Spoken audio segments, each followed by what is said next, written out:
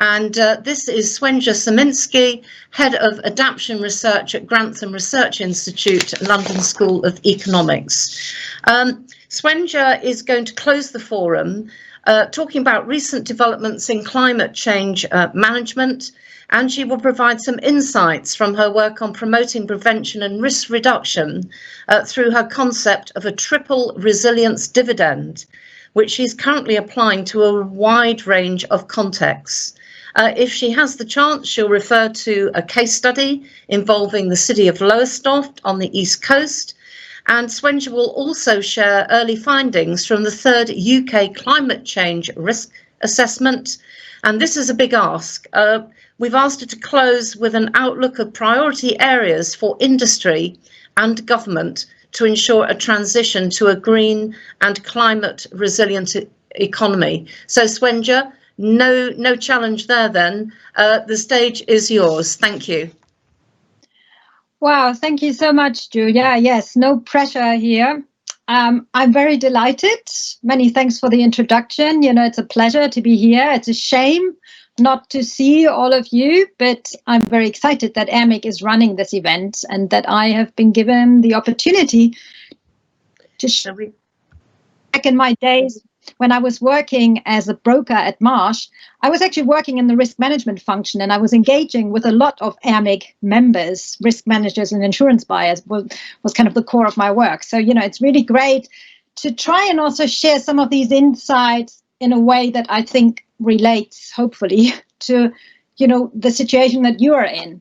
And I sometimes think, you know, if I would have known what I know now through research and engagement, you know, maybe I would have done certain things different. But I also understand the constraints and limitations that you face on the insurance side and the insurance buyer side. So, yeah, let me give you a bit of food for thought, conclude with some challenges and tasks. And I'm also looking forward to the further engagement. Indeed, Julia and her team have already agreed to host a follow-up workshop early next year. So hopefully some of the points I'm making today will sort of feed into that and we can kind of move from there.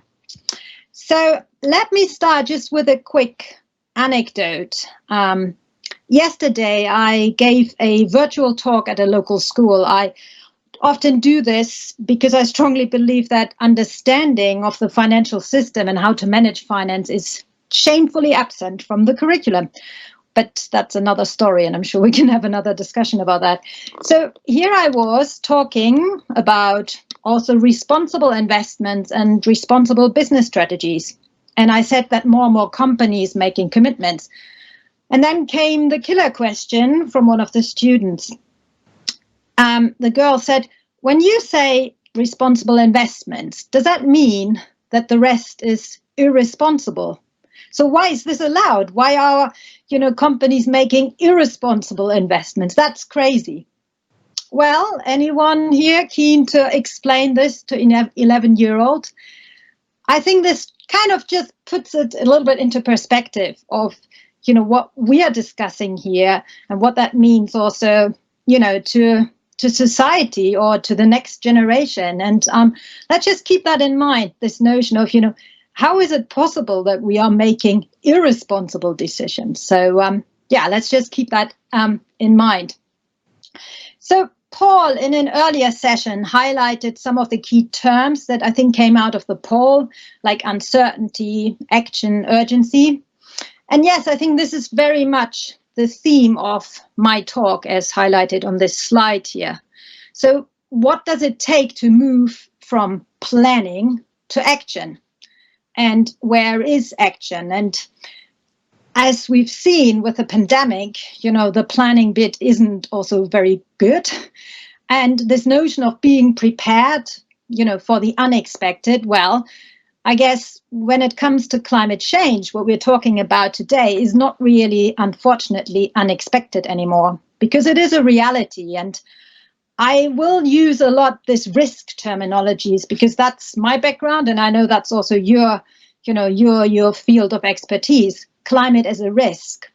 But let's not forget that in many parts of the world, this is already a reality and not really a risk, because climate change is already changing lives and livelihood. So let's not forget this as well. So given my background and your expertise, I think it makes sense to look at climate change through the risk management angle. And yeah, I think I don't have to explain the notion of risk, hazard, exposure, and vulnerability to this audience. But I guess you will be pleased, as I am, that this is now also at the core of the International Panels on Climate Change methodology in describing climate change. And I think this is actually really powerful because it demonstrates where action is needed and what the different drivers are. And when you reflect on what we've heard today, so I think, there were sort of parts that looked at all of these. And I think this is really, really important to understand that climate change, is obviously driven by emissions, and human-induced climate change is that's the core. And it is key to reduce and ideally to get to a net zero emission state. But at the same time, it is also important to understand what also drives risks. And this is the vulnerability and exposure part. So unfortunately, we are not actually doing really well on all three of these. And if you want to understand where we are in terms of the hazard part, I would actually give you the recommendation to go to the Schroders Investment Bank's website. No conflict of interest here. I just find it really useful what they are doing through their climate dashboard. Really encourage you to see that, because there you have a chance to track where emission progress is and where we currently stand in terms of policies and technologies and also finance. On what trajectory are we? Are we meeting the Paris Agreement, the goals set out there, which is to keep climate change under 2 degrees? Well, currently, as it stands, we are on road to 3.8 degree warming, and that is really scary. If I don't want to go into detail, but it really matters, and it is not just a question of a little bit warmer. This is fundamental, and we don't really want to, we can't really allow that to happen. So at the same time, these other factors, such as vulnerability and exposure, are playing a huge role.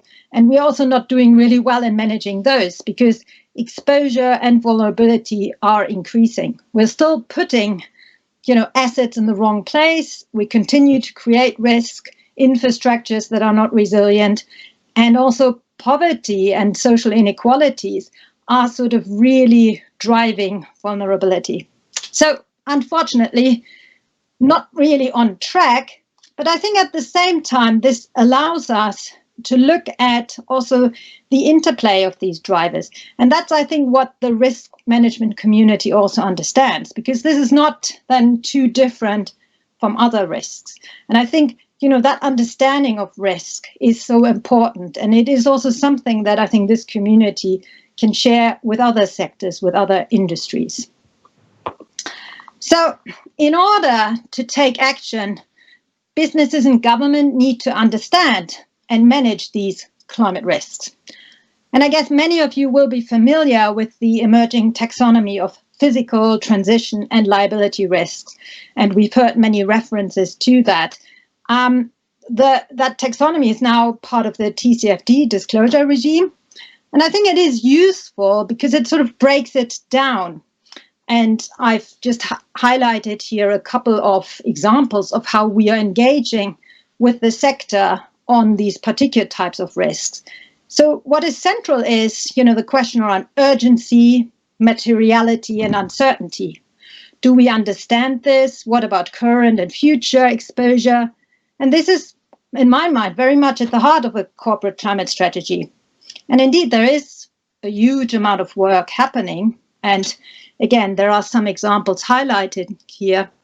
But I guess the key point to note is, yes, there's growing knowledge, tools, and analytics. But does this also trigger action? And is this usable? And is this also something that is, not just staying in a small, I call it sometimes, echo chamber? And I guess this is a key point for me. I engage a lot with, what I would call leaders in this field. I work with insurers, with other companies who are really embracing this. And, it's great to work on this, but we also have to step out of this echo chamber. And we need to realize, on a day-to-day basis, a lot of these things do not really matter for a lot of people in smaller companies or in other sectors. And I think that's the trick, to actually start unpacking why these things matter and why, there is a current materiality. And just to give you an example, I was presenting to a group of underwriters from mostly smaller insurance companies, I think. And one of them raised their hand and said, look, this makes a lot of sense, but, how can I convince my board? I know this hasn't really reached our board level. It's not really a topic that I feel has been discussed. And I was saying, well, if nothing else helps, then point to litigation risk, because I'm not sort of overstating this, but the fact that a lot of the leading law firms have assembled teams of lawyers who are now looking at climate change as the next asbestos case, or even going wider than that. I think that alone should be a reason for at least having a board level conversation about what this means in terms of a business obligations, exposure, and so on.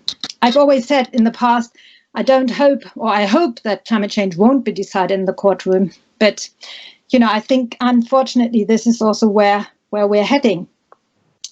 But for many businesses, this, as I said, particularly outside this echo chamber, it's still really early days.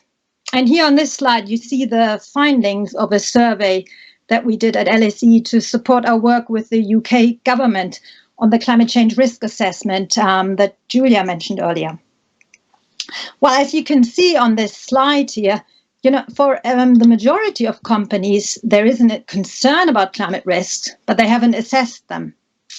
And I think this is a really key point. And actually, I would love to run this survey right now with you all to sort of get a flavor of, where you are or where your company is. And maybe, giving a little nod to Julia, maybe this is also an area where it would be great to actually work with AMEC. And I think AMEC could actually play a key role in shaping the sort of next steps. Is climate and indeed climate risk integrated to existing risk assessment at corporate level? Because often this still sits in the CSR function and, not really in the risk function. And I think this is really something to explore how that can be changed. But when we try and dig even a little bit deeper and understand, what kind of financial implications climate change might have, it becomes actually even harder. And there is very little understanding. And I think a key point is, where to draw the line. What is actually climate-related risk? And I think that is exactly what is a key issue here. Are we talking about weather? Is this in terms of flooding or business interruption? Are we talking about risk from stranded assets or risk from not complying with regulation? So taxonomies are really important here. And, there is a lot of work and progress on this because we need to have the same meanings for these different terms. And I think, eventually turning this into financial metrics, is still a challenge, but it is doable in my mind. We have on the science side the right tools, but as BlackRock, the investment firm, puts it, markets are still blissfully ignorant of climate change. And many would argue that this translation into financials is still missing. So just keep that in mind and try and explain this to that 11-year-old school kid asking about irresponsible business practice and then saying, well, it's just not material enough, or, it doesn't really matter for our business right now. I think that sort of highlights why this is something that we actually really need to crack and to get the better handle of. So this question about materiality and understanding exposure and quantifying it is also what we are trying to determine through the UK climate change risk assessment. So, hand on heart, who of you have heard of it? would be nice to see a sort of show of hands, because it's really interesting. This is set out through the Climate Change Act, and it requires the UK's government by law to run such an assessment every 5 years. We're in the third iteration of it, but every time I discuss this with a sort of new group of businesses, people are really surprised that it exists. And I think, this is for me actually, an opportunity to broaden it up. And well, I have the honor and pleasure to lead the chapter on business and industry, and I did so with CCRA 2 and now with CCRA 3. And the key objective is really to assess what we know today about climate risk, and also then explore the impacts today and the future, and consider what companies are doing in response and whether or not government action is making a difference. And actually, how can you do this without talking to businesses and without understanding what businesses are doing? So I'm reaching out to organizations, and I'm really glad that actually AMIC has now also agreed to get involved and support us. And this workshop that we're doing next year will be very useful for that. But I'm also looking forward, and I guess maybe for CCRA 4, there could be a question of, AMIC actually helping with some of the analysis. I think that would actually be really, really useful. So I can't share with you the results, but I just want to leave you with a couple of quick observations from the analysis. And some of these I feel might be of interest to you given your background. So overall, our assessment is focused on the physical risks. I think going forward, we will also look at transition and liability. So at the moment, it's physical risk. And the overarching picture is, international risk through supply chains are key, flooding and coastal change, as well as water scarcity. These are already impacting businesses, while other issues such as labor productivity and heat are not really well understood. But what comes out of this, and I think, again, a really interesting point maybe for this community to pick up, is this need for matrix and assessing the financials, which I raised earlier. And in fact, I ran a session with colleagues at Willis Towers Watson on this to see to what extent their own models and tools can give us the answers to some of these questions. And, well, I don't think I'm sort of disclosing any secrets here, but I was actually surprised to some regard how little there is, particularly when you look at vulnerability factors and going into some of the not so traditional hazards. I mean, on the flooding side, we have a lot of information, but other risks, there is just less information and less robust tools out there. And I think it is not the science that is missing. We have enough information, but the translation into usable tools, that's a key point. And thinking back of my time as a broker, of course, we tend to focus on the next 12 months. That's our time frame. But in those 12 months, we're also making many decisions that are determining the future, where we invest, where we build, what we do, both on the emission side, but also on the adaptation and resilience side. And I call those lock-ins, because these are really, really important in terms of putting us on a trajectory, putting us on a path. And, often that is, sort of absent from the discussion about climate change. We're sort of having these deliberations, but in the meantime, a lot of infrastructure is being built, a lot of decisions are being made, a lot of, reinsurance contracts are written. And I understand the complexity of, large treaty programs, and it is not so easy to make a commitment to, exclude certain sectors or risks. But, I think this notion of what we decide, what we make today, puts us on a certain trajectory is really important. And, keep that in mind when you try and answer the question to that 11-year-old school kid.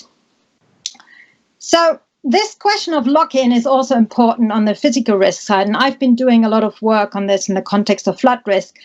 I don't really want to go into detail here, but just to flag, there is this notion of identifying who actually makes these decisions And at what point, and where are windows, I call them like windows of opportunity, to then consider climate-related aspects? Because often, once it's there, it's too late.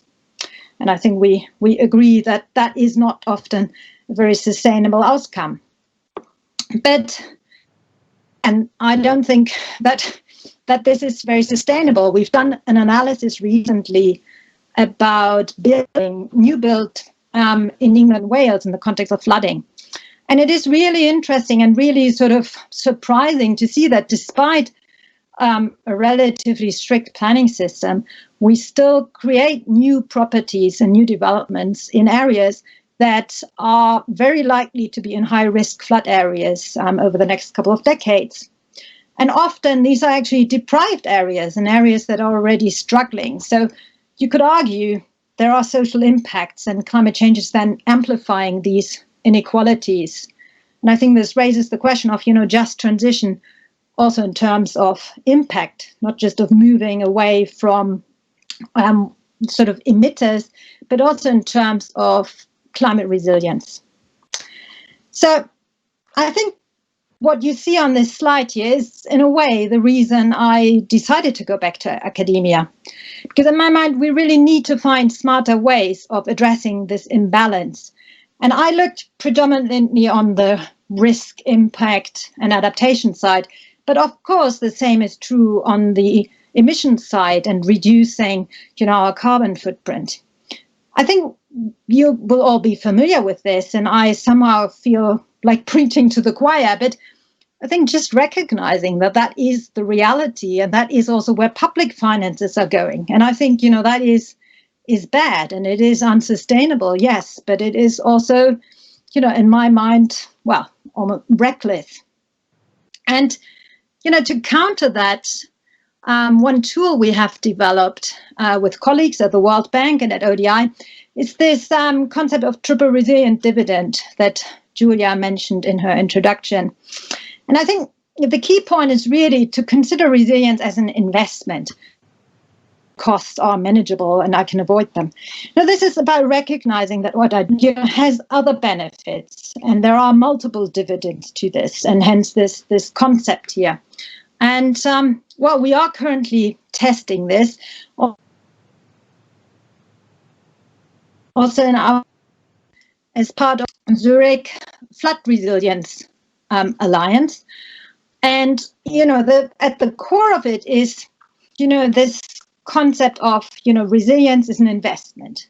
Yeah. So, obviously it's a very loaded term, lots of different meanings. But what's really central is this understanding that, resilience is also not just a question of, having insurance or, building a flood wall or, having an investment strategy. No, it is about a very holistic view. There are lots of different drivers. And, the whole point of this, working with NGOs, but also with Zurich and with academics, is to recognize these drivers and to help local communities here in the UK and Germany and other countries to identify and to track these drivers of resilience. What does resilience mean? And, what kind of advice and knowledge sharing can support them? And I think this is particularly important in an urban context. And we're working with a couple of cities. One example here is Lowestoft on the East Coast. And, for them, climate change is a reality. They know that they have to deal with flood, and flood needs to be part of their development strategy.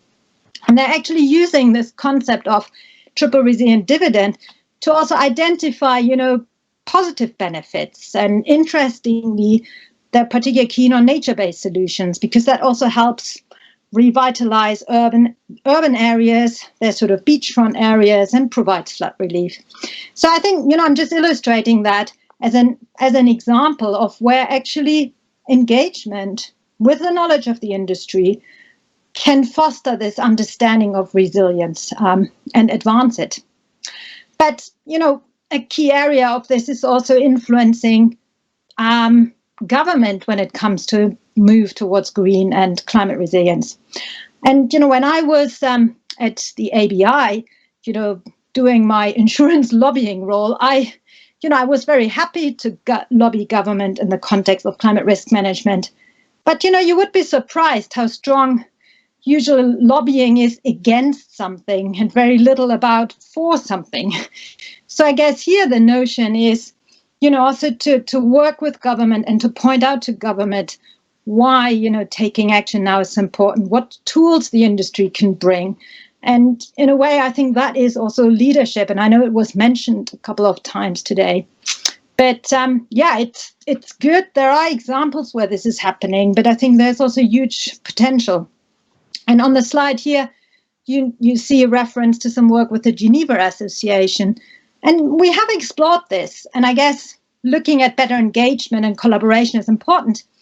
But I guess, how strong could this be if this would actually come from both insurers and their corporate clients, and maybe jointly approaching government and saying, look, we need this and we're doing this and this is how government can support us.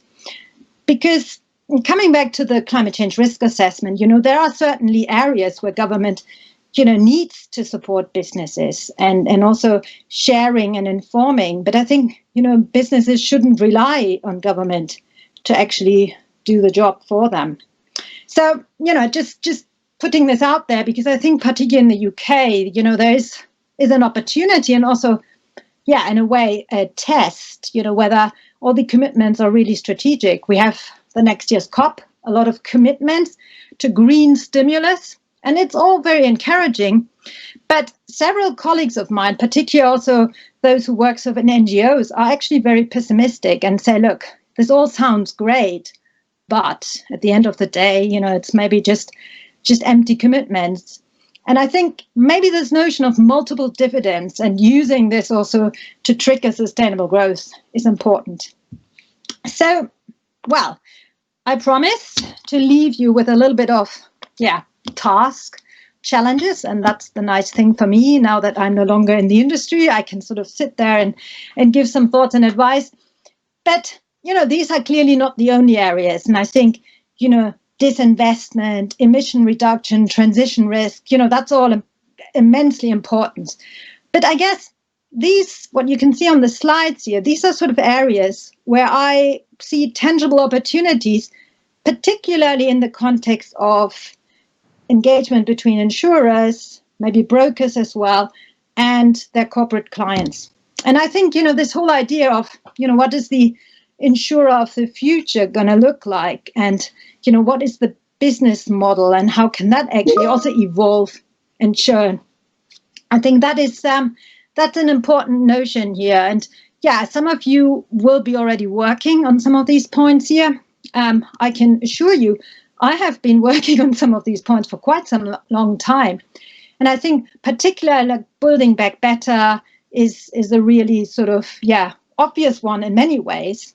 But I know every time I raise it, there are at least 20 good reasons why it is not happening. So in a way, I want to leave you a little bit with these thoughts here at the end. And maybe also think, AMEC has a great role in also facilitating this. And so maybe on a bit more upbeat note than we started.